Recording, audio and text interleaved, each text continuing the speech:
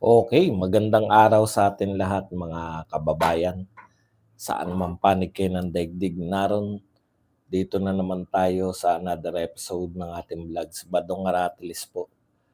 Pag-uusapan natin ngayon, marami-rami po 'to 'no, yung mga pahayag po ni VP Sara.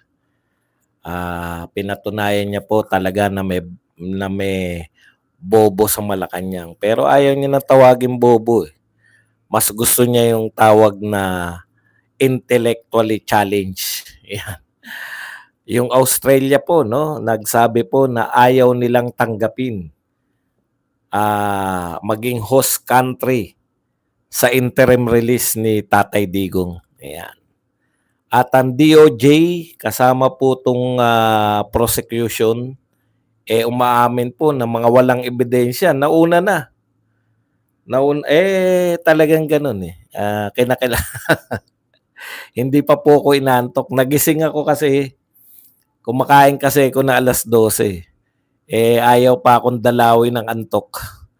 Sabi ko magpaano muna tayo, wala na dapat tayong live ngayon, kaya lang kaysa naman magpaantok ako ng nakakainip po, pag nagpapaantok ka lang, mas maganda ng kausap kayo, iyan. Yan po mapag-uusapan natin, pero bago yan, kung bago ka pa lang dito sa ating channel, mag-subscribe ka na. Dahil ito lang ang tayong channel. Kayo naman sa TikTok, mag-follow na po kayo. Ito lang po ang tanging channel na may kinikilingan, may pinapanigan, una sa balita, huli sa impormasyon, kaya ano pang hinihintay nyo? Pindot na, okay. Pag-usapan po natin, no? Unahin na po natin tong Australia. Alam mo, Australia, meron pang email na sabi po na Australia ay hinding-hindi nila tatanggapin si Tatay Digong sa interim, sa kanyang application for interim release. Hinding-hindi mangyayari na sa Australia tutuloy si Tatay Digong. Okay, ang tanong naman natin, sino naman may sabi sa iyo? Parang kumbaga busted si Tatay Digong. Ang question, nanligaw ba?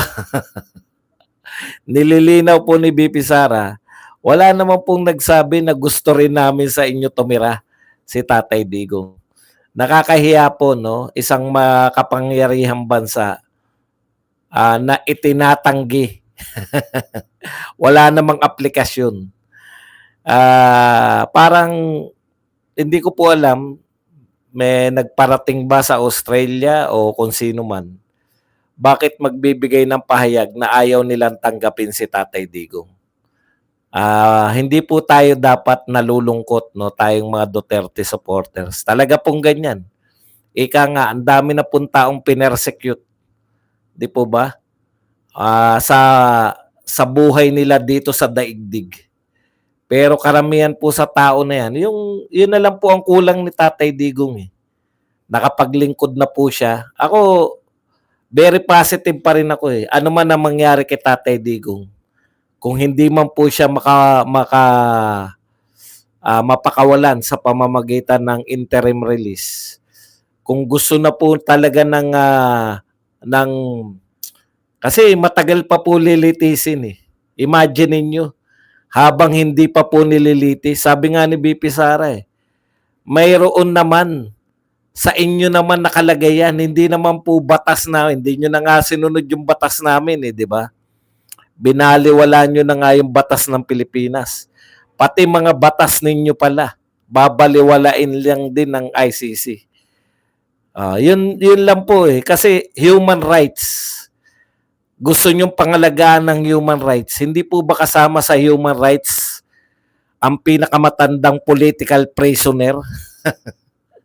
Gusto nyo po bang dyan na matuluyan si Tatay Digong sa kulungan ninyo? Baka mas malaki po ang maging backlash sa inyo, ICC. No?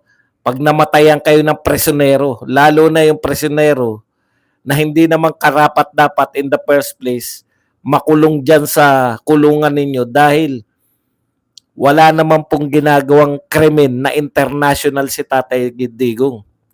tandaan po ninyo, kaya po tinayo yung International Criminal Court para po yung international, yung mga particular, yung mga war crimes, ang dami pong bombahan ngayon, no? Ang dami pong mga pagkitil sa buhay.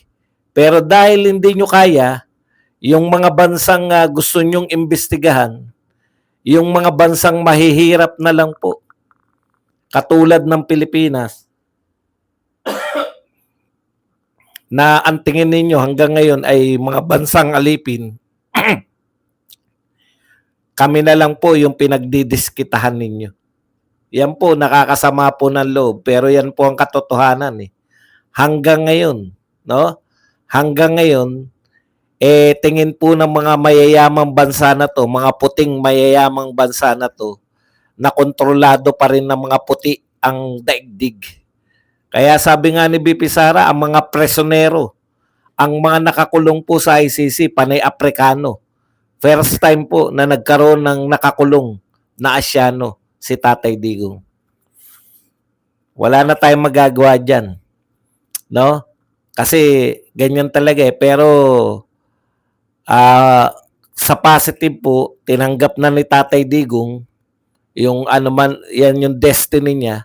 Destiny po kasi ni Tatay Digong na siya po ay habang buhay. Destiny po ni Tatay Digong na hindi lang po matatapos ang kanyang pagkilala sa kanya, no? Pagkilala sa kanya habang siya ay nanunungkulan. Kikilalanin pa po siya beyond. Katulad po ng mga bayani ng nauna sa kanya, ng mga Pilipino. Ayun po yun, no? So, mahirap pong tanggapin dahil buhay na buhay si Tatay Digong nung sinuportahan natin. Naglingkod ng tapat at walang issue ng pagnanakaw. Katunayan, wala pong kaso ng pagnanakaw si Tatay Digong, no?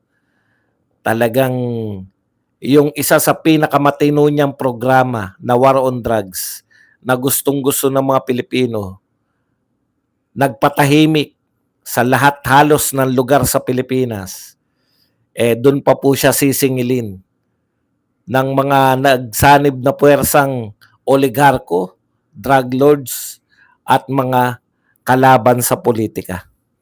Okay. Punta po tayo rito, no? Pinatunayan po ni BP Sara na totoo na bobo. Magmula po ngayon, ayaw na po tawagin ni BP Sara na bobo, na-degrade pati siya. Mentally challenged. Ayan. Mentally challenged po. Si Auntie Claire, sinama niya na rin to si DOJ Remulla at saka si BBM.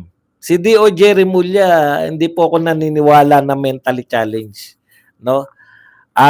Si DOJ Remulla sa tingin ko isa sa pinakatuso. Mas angkop sa kanya yung pagiging tuso, no? Isa-isahin po natin. Kasi tinanong si BP Sara, anong masasabi nyo sa reaction ni Auntie Claire? Yung katulad ng paliwanag natin.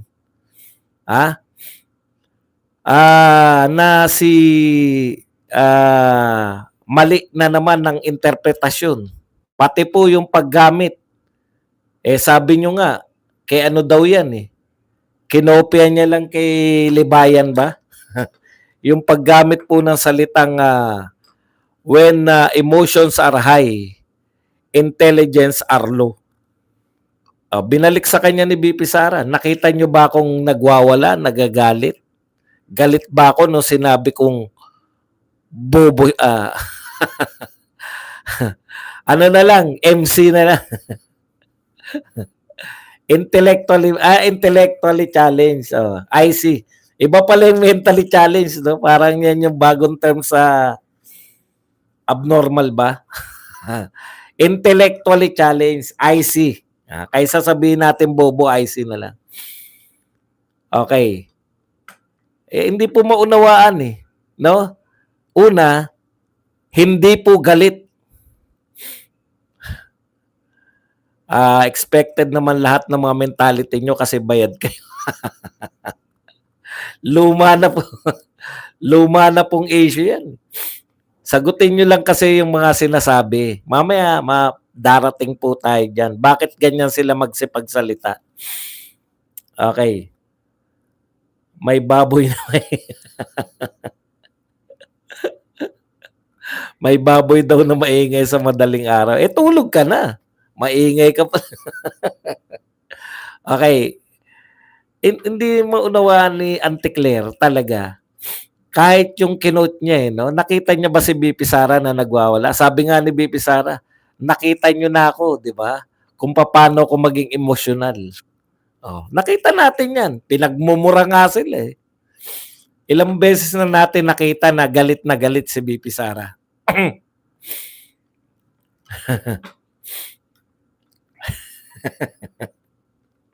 Okey, biruin niyo bayad ako pero madaling araw na nagtatrabaho pa, grabe naman. Kung bayad po ko, eh, siguro nasa UK ako. Naglalamierda na lang ako sa UK ngayon na kasama ko na si Amik na umiinom-inom. Mahirap pong patunayan 'yan. Kasi may bago ako. Eh, kaso hindi na bago, eh. Okey, balikan po natin 'no. Intellectually IC, 'yan. Hindi po nagwawala si BP Sara nung sinabi niya, kalmadong-kalmado nga, eh, 'di ba? Kalmadong-kalmado nung sinabi niya na maraming bobo talaga sa Malacanang. Eh, tayo natatawa na lang kasi totoo, eh. Okey, ibig sabihin mga kapatid, yun pa 'no, yung bukod dun, pinatunayan ni Auntie Claire yung pong pinipilit niya na dapat daw ay mag-report si BP Sara. Wala na po naisagot si BP Sara, eh. Pinaliwanag niya na lang ulit. Kasi ganun talaga yung mga IC. Ganun daw talaga yung mga IC, kinakailangan ng paliwanagan lagi. Pinawaliwanag niya ulit sa gobyerno, pag official ang lakad mo, kukuha ka ng pera sa gobyerno. Pero pag personal, wala kang kukunin ni 5 sa gobyerno. Okay. So, kailan ka magpapaliwanag kung official? Kung official, yung hindi, may kilala tayo dyan sa UK, di ba? Nakikita mo ba dyan, Amik? Yung nasa UK. Hindi na naghahanap buhay yun. Okay. Officially, kung official po yung lakad mo, pwersado kang magbigay ng paliwanag. Kasi official, eh. Ginastosan ka ng pamahalaan, magre-report ka. Kaya pinatunayan lang ni BP na talagang 80-80 talaga. IC talaga to si Auntie Claire, no? Kasi hindi niya maunawaan, eh. Personal nga, eh. Bakit kinakailangan magpaliwanag sa'yo, Auntie Claire? Palibhasa, ewan ko kung ako matagal po ako sa gobyerno, eh. Totoo po yun. Pag nag-leave ka, may leave credits po kami. Pwede po kaming umabsent ng hindi official. Pwede ka nga vacation leave, meron pong birthday leave, anniversary leave. Hindi mo po kinakailangan mag-report anniversary leave mo, saan kayo nag-date ng misis mo, sang hotel o motel mo dinala. Wala pong ganun.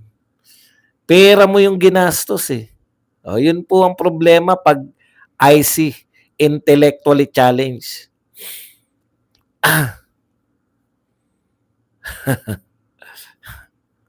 Okay. Yun, no? Hindi na unawaan ni Auntie Claire. Isa pa po, dito po sa mga binanggit, paalala nyo na lang sa akin pag may nakalimutan ako. Yun pong tinanong po siya doon sa DOJ, no? Na mayroon pong tinatawag na magdadala, makikipagtulungan po yung DOJ. Yun nga no? Sabi nga ni BP Sara, eto talaga, yung dadalhin ng DOJ yung 4 na witness sa ICC, sila mismo magdadala. So sagot natin lahat, no?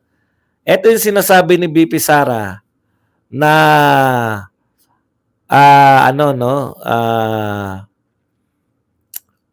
wala kayong proyekto, wala kayong malinaw na hakbangin para iligtas o wala kayong plano para sa mga naiipit na mamamayang Pilipino diyan po sa diyan po sa Middle East, no?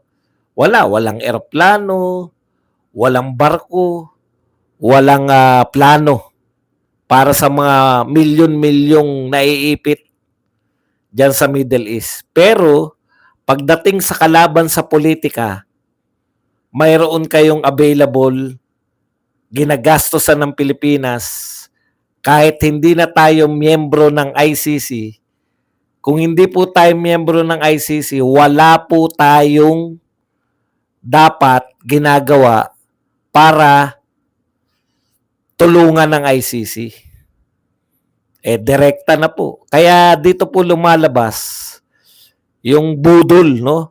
Patuloy na binubudol. Kanina po, pinakinggan ko rin si Auntie Claire. Tinanong siya na umamin na si DOJ na nakikipagtulungan na sa ICC. Direkta na si DOJ. Wala nang pakundangan napaikot pa rin ni Auntie Claire. Ang sabi ni Auntie Claire kanina, hindi pa rin tayo nakikipagtulungan sa ICC dahil ang tinutulungan natin, yung mga Pilipino, hindi daw yung ICC ang tinutulungan natin. Yung mga Pilipino daw na gustong tumistigo sa ICC. Alam niyo yun, yung kaya wala na naniniwala Kasi ang tingin ninyo sa mga Pilipino, IC katulad ninyo. Hindi naman kami mga bobo. Direkta na nga humihiling yung ICC na ma-secure tong mga testigo, yung 4 na testigo, tapos tayo pa magdadala, DOJ mismo yung magdadala ng testigo, nasa witness protection program pa, ginagastosan po ng gobyerno yung isa pong pakikipagtulungan sa isang entity na hindi tayo miyembro.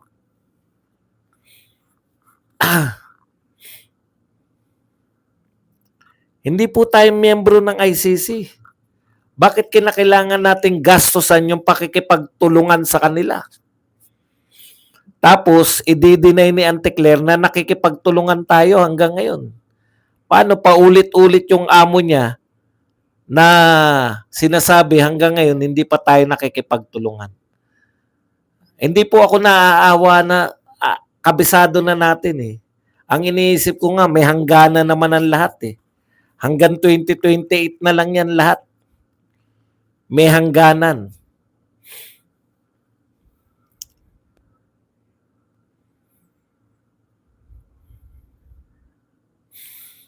Makulit pala to si D.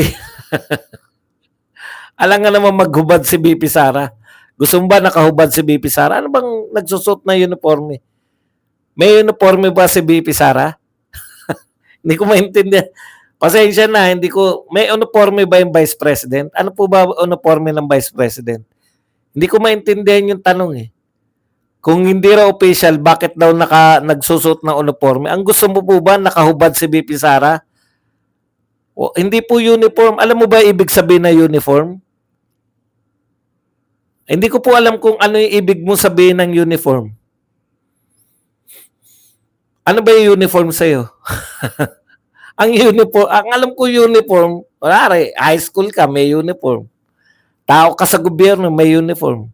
Sa tingin mo, yun ang uniform ng mga tao sa gobyerno, yung suot ni BP Sara sa Australia, yun ang uniform ng tao sa gobyerno.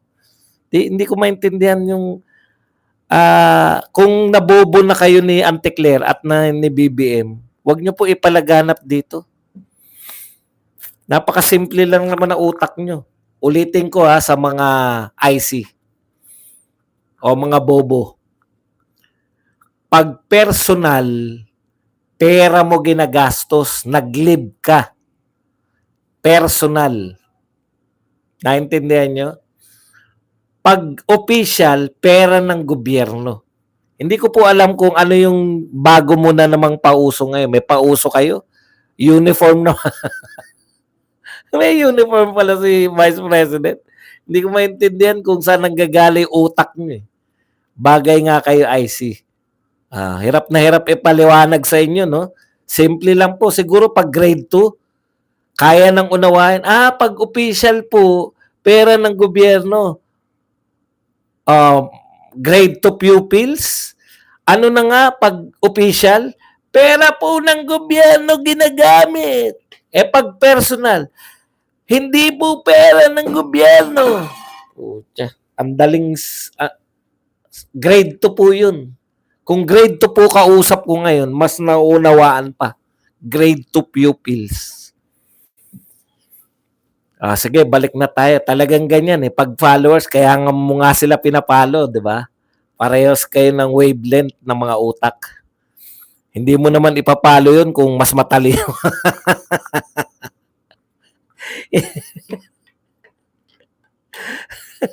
Kaya konti na lang kayo.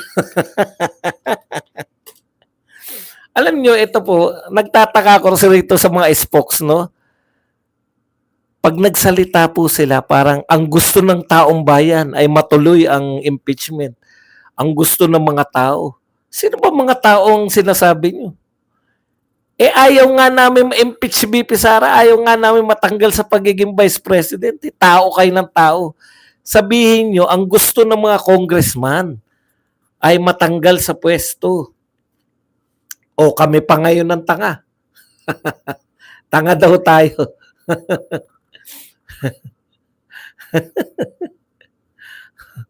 Kami pa ngayon ng tanga. Sabi nitong isa na to. Bakit daw? Gusto daw ng mga tao yun. Gusto ng mga tao. Gusto namin ma-dismiss yung kaso. Magdidiwang kami. Pag you're talking about general term, in general, pag in general po yung pagsasalita nyo, yung nakakarami.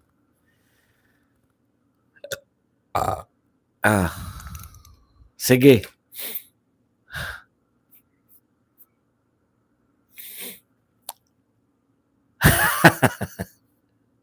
Yun pala pakay. Sige, pagbigyan na natin. Akala ko yung pakay niya, umattend ng rally. Iba pala pakay nito. Hindi ko po talaga maintindihan yung obsession niya sa uniform. Ano po yung uniform ibig sabihin? Ano po yung uniform? Hindi ko po makuha yung uniform Pareho ba tayo na iniisip? Ano po yung uniform? Yung sinusuot po ba yan o may bakang kahulugan ng uniform? Hindi ko talaga makuha. Ang alam ko po, si BP Sara umattend ng rally. Free Duterte o kung ano man yung tawag na yun sa rally. Hindi ko po makuha yung uniform. Pasensya na. Natatanga ako ngayon. Hindi ko po alam kung saan nanggagaling yung uniform. May obsession sa uniform Wag daw isuot ni BP Sara yung uniform. Ano pong uniform? Nakita ko po si BP Sara Naka-uniform ba? Naguluhan ako na utak. Ulitin ko po.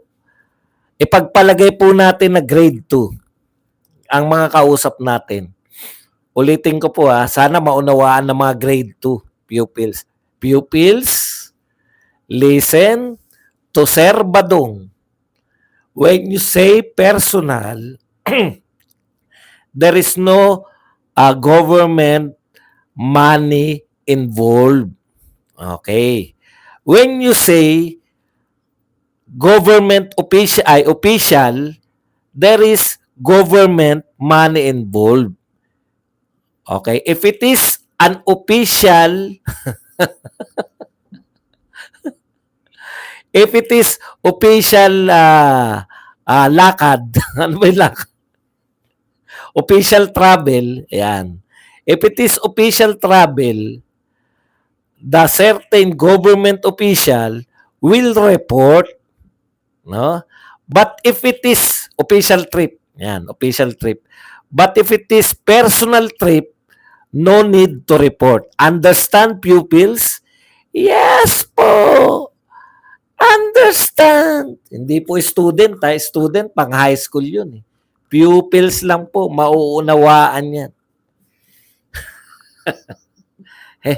Bakit niya suot yung uniform? Hindi ko po maintindihan yung uniform. Hindi ko po talaga maintindihan kung ano yung point mo sa uniform. Depende kung ano iniisip mo. Manghuhula pa pala eh. Kayo kasi yung nagsabi ng uniform. Di po ba? Wala po akong binabanggit na uniform eh. Siguro hindi ka naman pupil. Wag na natin kung ano daw isipin ko. Wala. Wala po. Wala po akong maisip sa uniform. Pasensya na po. Tuloy na tayo ha. Kinukuha ko lang kung ano yung ideya niya ng uniform. Yung ideya niya pala, kung ano iniisip mo, yun na yung uniform. Okay. So, sa tingin ko, hindi siya naka-uniform. Baka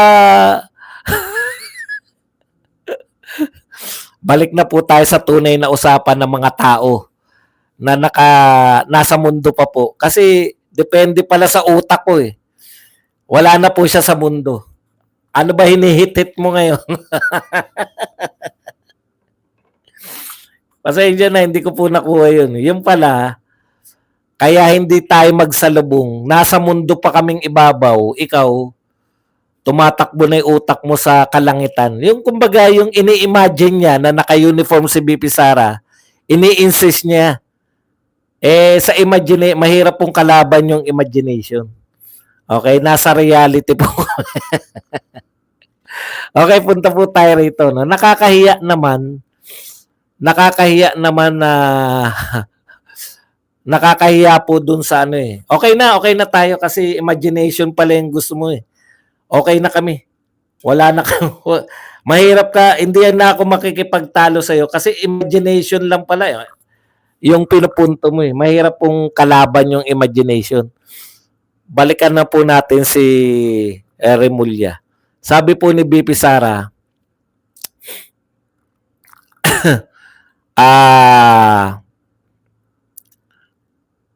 si DOJ Remulla po ay walang paggalang no sa hustisya sa Pilipinas. Baliktad eh. Dati yung sinasabi ni Remulla, totoo. Nasusubaybayan ko yung mga sinasabi ni Remulla. Ang sinasabi po ni Remulla, walang jurisdiction ng ICC, may sarili tayo ritong judicial system. Kaya dito dapat, no?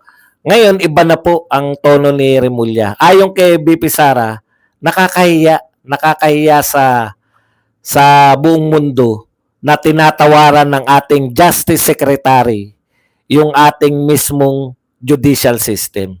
Pero hindi nabanggit ng BP Sara, maaring hindi niya nabasa o nabalitaan, wala nagtanong, na sinabi mismo ni Remulla na ipapaubaya nila sa ICC dahil wala silang ebidensya. Nakakahiya po. Dito po sa Pilipinas, eto wag lang po imagination ang gamitin natin. Yun sa totoo po. Ano pong mangyayari sa kaso pag wala kayong ebidensya? Magtotohanan lang po tayo, wag pong imagination. Yung totoong sagot po sa tunay na mundo. Ano pong mangyayari kung ang judge nakita na walang ebidensya laban sa nasasakdal? Simple lang, di ba? Simple lang po. Dismiss ang kaso. Walang ebidensya eh. Di ba? Pag yung testigo nga bumaliktad eh, nadidismiss yung kaso eh. Maraming testigo. Halimbawa, yung kaso ni Dilima, daming testigo yan. Si Dayan, si Junel, yung si Ragos, marami po. Tapos nagbaliktaran. Ano po nangyari sa kaso ni Dilima? Dinismiss. Bakit po? Kaya dinismiss, wala nang tumitestigo laban kay Dilima. So, wala nang testimonial evidence. Wala nang ebidensya laban kay De Lima. Kaya i-dismiss mo yung kaso.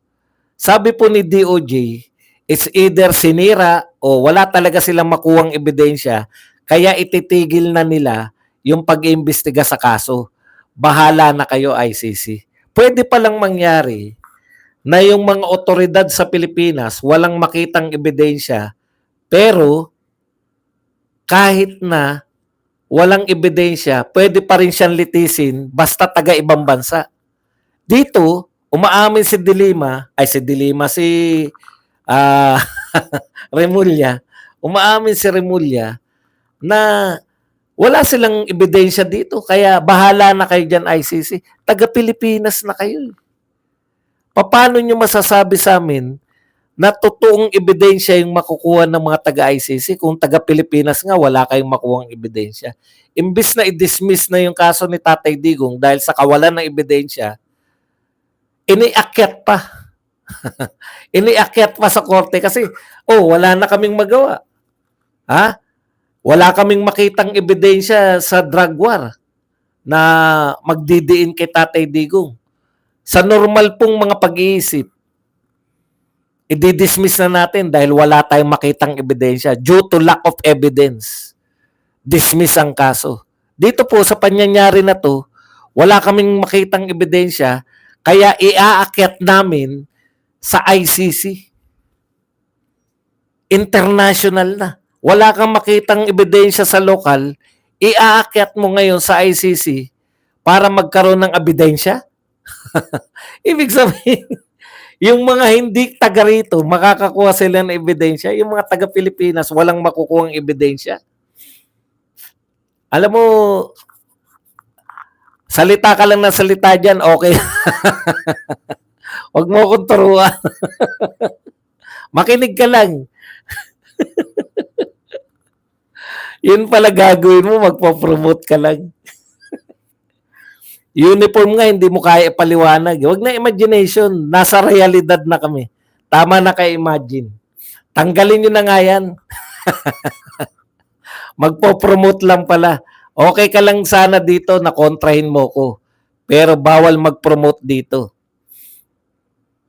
Naintindihan mo ba yun? Bukas ka na uli bumalik. Magpo-promote. Pakikialaman mo pa ako. Hindi ka na nga pinapatulan dahil imagination lang alam mo eh. Balik na tayo. Isa pa pong walang ebidensya, ito po pinangangatwiranan yung sinasabi guilty daw si BP Sara kasi ayaw niya sagutin. Ano naman sasagutin? Wala nga sasagutin. Wala nga sasagutin. Ang point ko, sabi ni si Bukoy ba 'yon? Jesse. Bakit naman dinamay niyo si Jesse? Ano naman sinabi ni Jesse?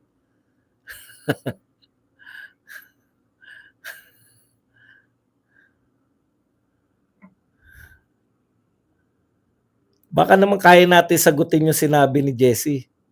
Kaya ako po tinanggal yun dahil nagpo-promote.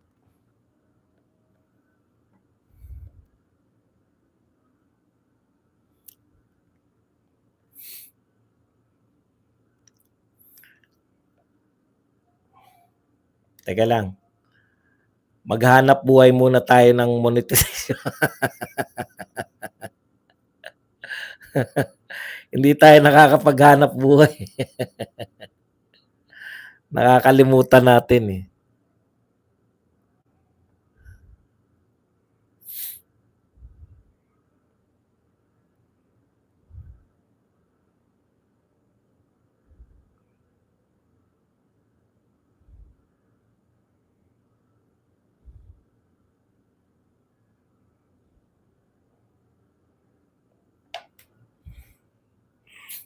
Okay.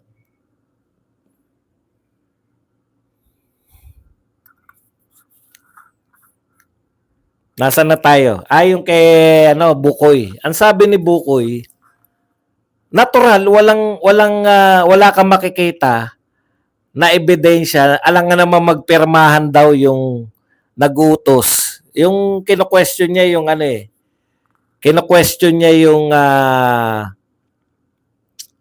yung ebidensya na wala namang ebidensya na nag-hire si BP Sara, di ba? Ang sinasabi yata, natural, hindi ka makakakita na ebidensya sa nag-hire. Alangan naman papirmahin daw ng kontrata yung ano, namimiloso po lang eh. Tama po yun, hindi po pinapipirma ng kontrata yung mga inuutusan. Di po ba? So walang kontrata. Ibig sabihin, walang ebidensya. O ngayon, hindi nga po pwede magpirmahan. Tama po yun. Pero, ano dapat ang ebidensya mo dun? Testimonial evidence. Na ako yung hinire. Di po ba? Kung hindi mo mapoproduce yung hinire, wala kang ebidensya talaga. Kung wala kang ebidensya, yung korte walang ebidensya, ano pong mangyayari?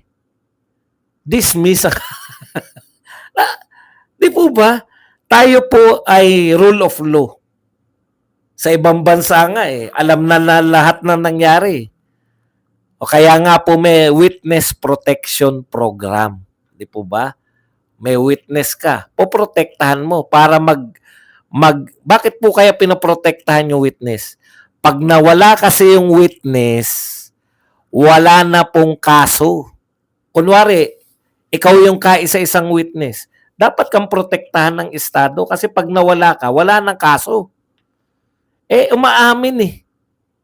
Natural daw na hindi sila makakakita ng kontrata between killer and mastermind.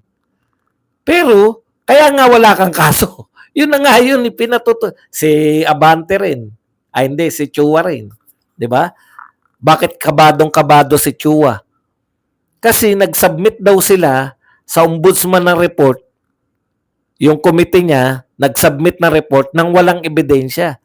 Kaya ang panalangin niya, mauna daw yung impeachment dahil para mapanood ni ombudsman yung ebidensya nila nasa impeachment. Wala kayong ebidensya, nagsampa kayo ng reklamo, dismiss ang kaso. Hindi po ako abogado ha. Pero ganun po yun, nanonood naman tayo ng mga telebisyon, di ba? Bakit po ba nadidismiss yung kaso? Kahit sa isang witness, natigok, wala nang kaso. Sino pa magte-testify against sa kanya? Kaya nga po may witness protection. Ngayon, kung wala kayo kahit witness, hindi, sinabi ni BP Sara eh. Di ba? Kaya nga pinadidismiss ni BP Sara dahil wala naman sense yung mga sinasabi. Okay, ano pa ba? Yung mga nabanggit ni BP Sara. Yun, yung nakalimutan ko yung term, yung scapegoating. Okay, ang ginagawa ng gobyerno, wala silang proyekto kahit saan, scapegoating.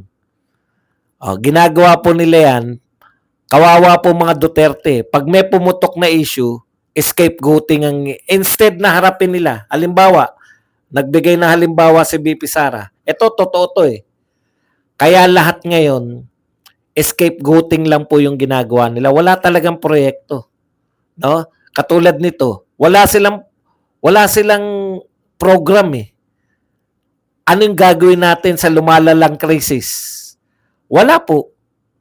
Pero atakihin lang natin si Sara Duterte. Atakihin lang natin yung impeachment court. Atakihin lang natin. Diyan na nila mababaling. Talagang pambubudol po eh. May issue malaki sa Middle East. Dagdagan lang natin ng atake. Pati si Chis Escudero, atakihin na rin natin. Basta atake lang tayo ng atake. Kasi wala tayong proyekto eh. Wala tayong ginagawa. Yung na-issue po sa kanila yung PIRMA. Yung anong tawag natin doon? People's Initiative. Ang laki pong issue nun. May t-shirt po ako nun eh. Davao is not for sale. Filipinos is not for sale. Diba? Nauso yung is not for sale. Bumuelta sa kanila yun. Ano pong sagot nila doon? Impeachment. Tapos ito. Ano ba issue rito? Yung ano, yung blanco. Blanco po yung mga JA. Saan ka nakakita ng budget na blanco? Tapos pipirmahan na lang. Ano sinagot nila? Rendition kay PRRD. Kidnapping.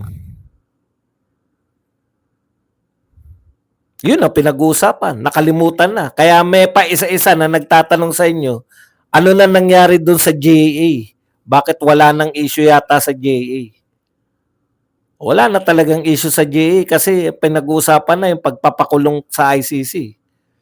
Nakalusot na naman sila. Scapegoating ang termino ni BP Sara. Wala talaga silang proyekto. Scapegoating lang na scapegoating. 20 pesos na bigas. Wala naman silang proyekto na 20 pesos. Nung nakarang eleksyon, ngayon, nag-eleksyon, nagkaroon ng konting 20 pesos. Untian lang. Para masabi lang, pambubudol, tuloy-tuloy na pambubudol ang ginagawa ng gobyerno ayon kay BP Sara. Yan ang gobyerno natin. Tuloy-tuloy na binubudol yung mga tao. Wala sila walang pakialam sa realidad eh. Ang daming problema ng Pilipinas, atakihin lang natin ang Duterte. Ilayo lang, scapegoating. Kahit wala tayong proyekto, basta isisi natin sa Duterte ang lahat. Nasira yung San Juanico Bridge. Ano unang ginawa? Matandang tulay na yan eh. Normal po yan na dapat. Hindi naman po aangal yung mga tao. Gawin nyo lang, wag na kayo magsalita. Ang masakit kasi kaya umaangal yung mga tao. Isisisi nyo pa sa nagdaang presidente. Sa kanila ba nasira yan? Kung sa tingin nyo ba may nasirang tulay kay Tatay Digong, hindi niya gagawin? Gagawin po ng lahat ng presidente. Ito lang po yung presidente na inuuna yung scapegoating bago magtrabaho. Wala naman po kasing ginagawa. Ngayon po,